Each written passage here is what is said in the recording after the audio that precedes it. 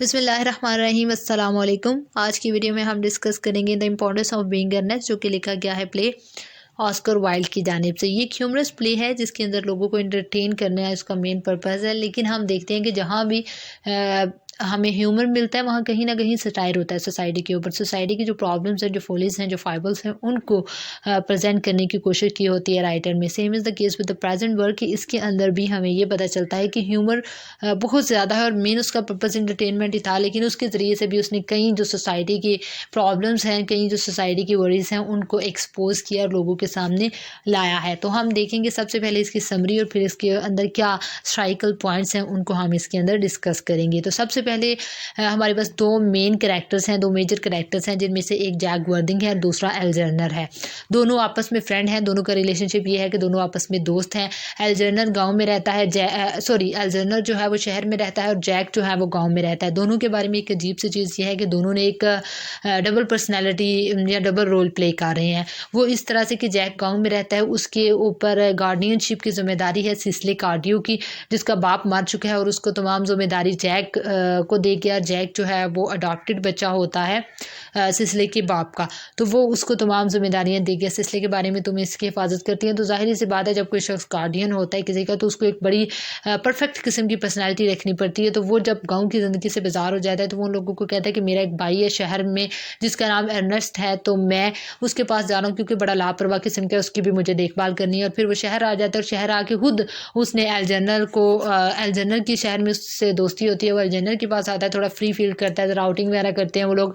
लेकिन एल्जर्नर लोगों को और बाकी तमाम जो एल्जर्नर के रिश्तेदार वगैरह हैं उसको उसने अपना नाम, खुद का नाम अर्नेस्ट बताया होता है। और जो एल्जर्नर है उसकी एक आंट है, उसकी एक कज़न है, उन तमाम लोगों के साथ वो एक बड़ी अच्छी लाइफ गुजार रहा होता है। लेकिन एल्जर्नर जो है उसने भी शहर की ज़िंदगी से जब तंग हो जाता है तो वो भी गाँव जाना चाहता है और उसने एक और गाँव में अपना एक तमाम शहर के लोगों को बताया मेरा एक दोस्त है बनबरी जो कि काफ़ी बीमार रहता है, तो उसकी इयादत वगैरह के लिए मुझे वहाँ जाना पड़ता है। तो ये इन दोनों की सूरत हाल है। लेकिन सूरत हाल में चेंज किस तरह आती है जब एक सिगरेट केस जैक की, यानी कि जो शहर में उसने अपनी पर्सनैलिटी अर्नेस्ट बनाई होती है, जैक की सिगरेट केस मिलती है एल्जर्नर को, क्योंकि वो उसके घर ही पड़ी रहती है, जिसके ऊपर सिगरेट केस के ऊपर लिखा होता है चचा जैक के लिए नन्ही सिसली की तरफ से। यानी कि वो जो सिसली होती है वो अपने गार्डियन जैक को चचा कहती होती है और वो उससे कहती है कि चचा जैक के लिए नन्ही सिसली की तरफ से। तो वो कहते हैं, जिस पर एल्जर्नर हैरान होते हैं कि ये सिगरेट केस जो है ये तो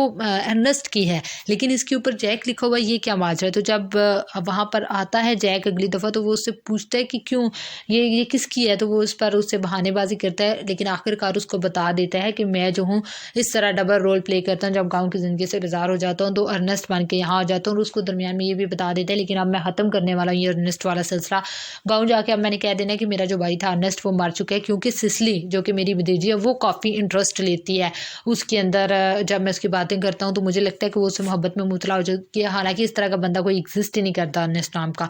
मैंने तो एक झूठ बोला हुआ है। तो अब मैंने गाँव जाके कहना है कि वो मेरा भाई मर चुका है, जिस पर बड़ा गौर से सुन रहा होता है जनरल और उसके दिमाग में बहुत कुछ चल रहा होता है, जिसका आगे जाके हमें पता चलेगा कि क्या उसके दिमाग में चीज़ें चल रही होती हैं। इसके बाद वो दोनों बैठी होती हैं और लेडी ब्रैकनल और ग्वेंडलिन, मज़ीद करैक्टर्स की एंट्री होती है। लेडी ब्रैकनल और ग्वेंडलिन जो है वो वहाँ पे आती हैं और एल्जर्नर जो है उनके साथ काफ़ी गपशप होती है, जिसमें ग्वेंडलिन जो है वो मोहब्बत करती है जैक से और जैक भी उससे मोहब्बत करता है। और इसी सूरत हाल में जैक उससे अपनी मोहब्बत का इजहार कर देता है। ग्वेंडलिन भी उसकी मोहब्बत को जो है वो मुस्बत जवाब देती है, लेकिन जो लेडी ब्रैकनल है वो कुछ एतराज़ात उठाती है। वो कहती है कि नहीं, पहले मैं इसके हसब नसब यानी कि जैक की हसब नसब के बारे में पता करूंगी। यानी कि वो उसको अर्नेस्ट के नाम से बुलाते हैं। ग्वेंडलिन भी जब उसको हाँ करती है, उसको मुस्बत जवाब देती है, तो वो कहती है मैं इसलिए तुमसे मोहब्बत करती हूँ क्योंकि तुम्हारा नाम अर्नेस्ट है, मुझे ये नाम बहुत पसंद है, फैसिनेट करता है मुझे ये नाम। तो लेडी ब्रैकटन कहती है नहीं, मैं पहले जो है अर्नेस्ट यानी कि जो कि जैक है उसके हसब नसब के बारे में पता करूँगी कि तुम आखिर हो कौन। तो वो जिस पर बताता है कि मेरे माँ बाप का कुछ पता नहीं है। वैसे वो काफ़ी ज़ाहिर है सिसले का जो बाप होता है मर चुका होता है, थॉमस कार्डियो वो काफ़ी अमीर शख्स होता है, तो वो पैसे तो उसके पास बहुत होते हैं, लेकिन उसके पास कोई नाम नहीं होता, क्योंकि वो अपने बारे में बताता है कि वो एक विक्टोरिया स्टेशन के क्लार्क रूम में मिला था एक बैग के अंदर से थॉमस कार्डियो को। उसके बाद से उसे नहीं पता वो कहाँ से आया था, वो कौन है, उसके माँ बाप कौन है, बस एक बैग के अंदर वो बंद था विक्टोरिया स्टेशन के ऊपर क्लार्क रूम के अंदर। इतना वो बस अपने बारे में जानता है। तो लेडी ब्रैकनर उसको मना कर देती है कि ऐसा शख्स जिसके कोई माँ बाप का ही नहीं पता, उसके साथ मैं अपनी बेटी की शादी नहीं कर सकती। लेकिन ग्वेंडोलिन जो है उसको कहती है कि तुम मुझे अपना पता दे दो, और वो उससे पता ले लेती है उसके गांव का, और वो कहती है कि मैं तुमसे ज़रूर मिलने आऊँगी। और वो जो पता है वो अल्जेनर भी नोट कर लेता है कि क्या पता है जैक के गांव का। अब जैक वहाँ से चला जाता है। दूसरा जो है हमारा एक्ट शुरू होता है गाँव में, जो कि गाँव है जैक का, जिसके अंदर हमें सिसली के बारे में बताया जाता है कि उसकी एक टीचर है जो उसको पढ़ाती है, उसका नाम मिस प्रिज्म है। मिस प्रिज्म उसको कहती है कि अपनी पढ़ाई पर तवज्जो दो, लेकिन सिसली जो है वो अपनी ख्वाबों ख्यालों की दुनिया में होती है।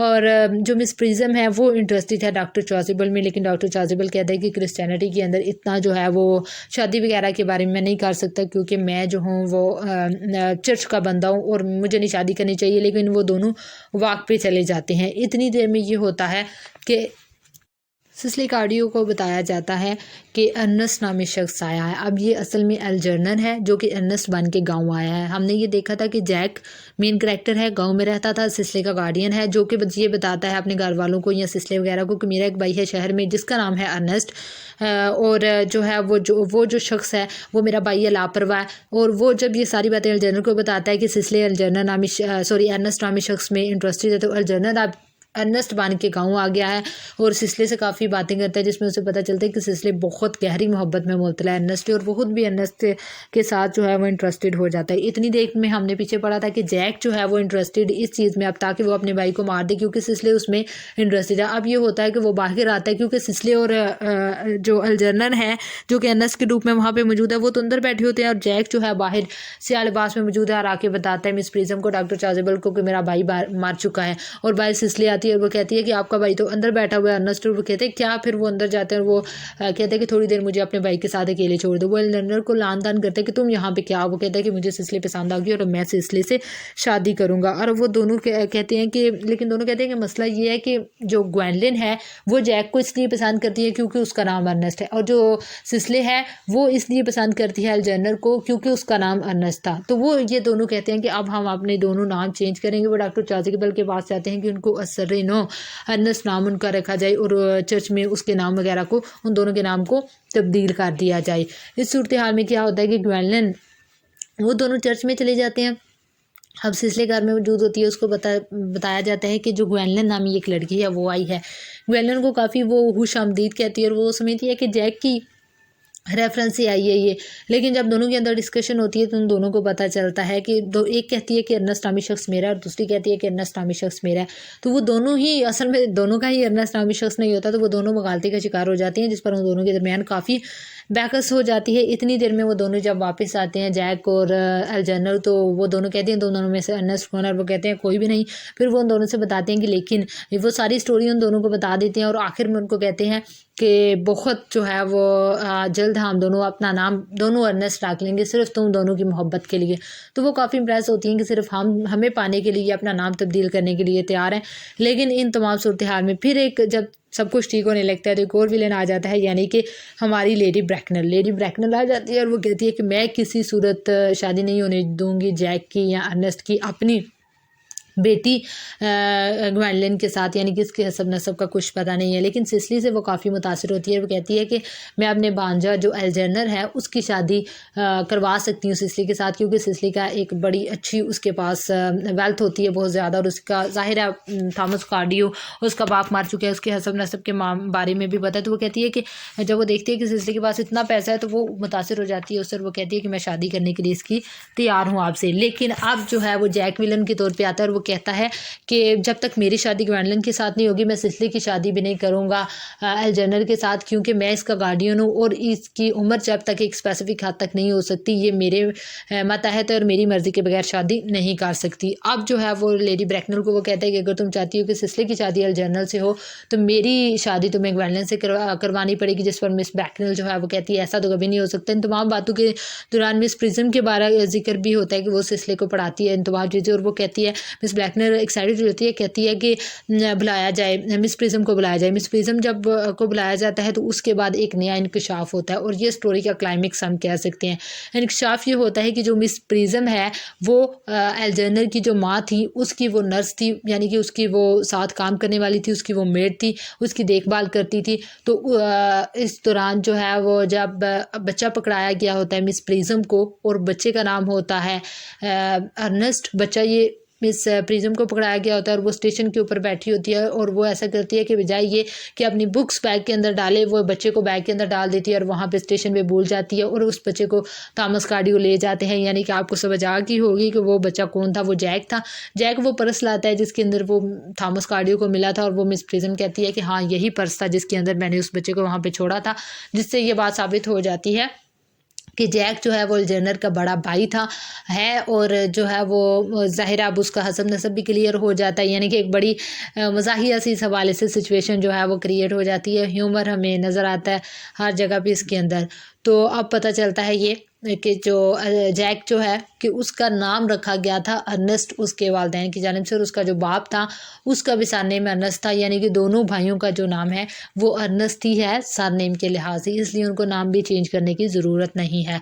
और डॉक्टर चाजिबल भी अब कहता है कि मैं भी मिस प्रिज्म से शादी करने के लिए तैयार हूँ। तो आखिर में हमें जो है वो प्ले के आखिर पे 3 जोड़ी मिलती हैं, जिसमें ग्वेंडोलिन और जैक का जोड़ा, और एल्जर्नर और सिसली का जोड़ा, और डॉक्टर चाजिबल और मिस प्रिज्म का जोड़ा, और प्ले जो है हैप्पीली एंड हो जाता है।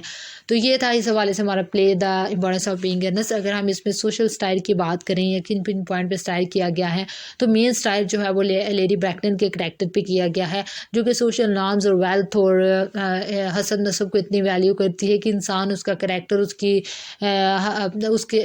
और उसकी जो एग्जिस्टेंस है वो उसके लिए कोई अहमियत नहीं रखती, उसके लिए सिर्फ वेल्थ अहमियत रखती है। वो जैक को मना कर देती है क्योंकि उसके पास जो है वो आला हसब नसब और उसके पास वो चीज़ें नहीं होती जो कि सिसली कार्डियो के पास होती हैं। वो सिसली की दफ़ा फ़ौरन मान जाती है क्योंकि उसके पास पैसा होता है। तो वो जो सोशल वैल्यूज़ हैं, वो जो क्लास कॉन्शियसनेस है मिस ब्रैक्टन की, और वो उस वक़्त के लोगों की, जब ऑस्कर वाइल्ड ने ये लिखा था प्ले, हमें साफ प्ले के अंदर नज़र आती है। आई होप कि आपको प्ले की समझ आ गई होगी, और बिल्कुल एक ह्यूमरस प्ले है। इसकी आप टेक्स्ट पढ़ेंगे तो आपको बहुत मज़ा आएगा और इसकी समझ भी आएगी। Thank you so much for watching the video, and if you like the video don't forget to subscribe the channel. Thank you.